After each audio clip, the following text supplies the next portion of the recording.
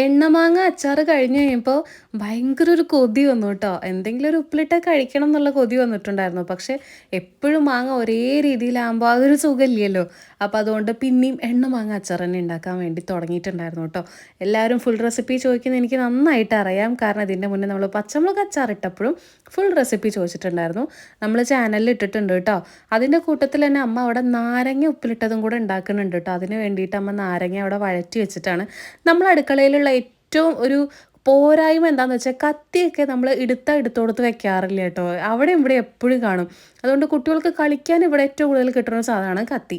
കത്തി ഇവിടെ ഒരു 10-12 കത്തി ഉണ്ടാവും കേട്ടോ. സ്റ്റീലും അതുപോലെ തന്നെ നമ്മളെ ഒരു കാച്ചിയ കത്തിയൊക്കെ കൂടെ കൂട്ടിയിട്ട് അങ്ങനെ 10-12 കത്തി ഉണ്ടാവും. കുറേ നാളായിട്ട് ഞാനിങ്ങനെ ഷോർട്സിലും റീൽസിലൊക്കെ ഇങ്ങനെ കാണാറുള്ളതാണ് കത്തി ഇങ്ങനെ സ്റ്റാൻഡിൽ മാഗ്നറ്റിൻ്റെ ഒരു സ്റ്റാൻഡാണ് കേട്ടോ. അതിലിങ്ങനെ ജസ്റ്റ് ഒന്ന് ടച്ച് ചെയ്ത് കൊടുത്താൽ മതി. അത് അവിടെ സ്റ്റിക്ക് ഓൺ ചെയ്ത് നിൽക്കും. ഞാൻ ലിങ്ക് വെബ്സൈറ്റ് കൊടുക്കാം. നല്ല ഹെൽപ്ഫുള്ളാണ്.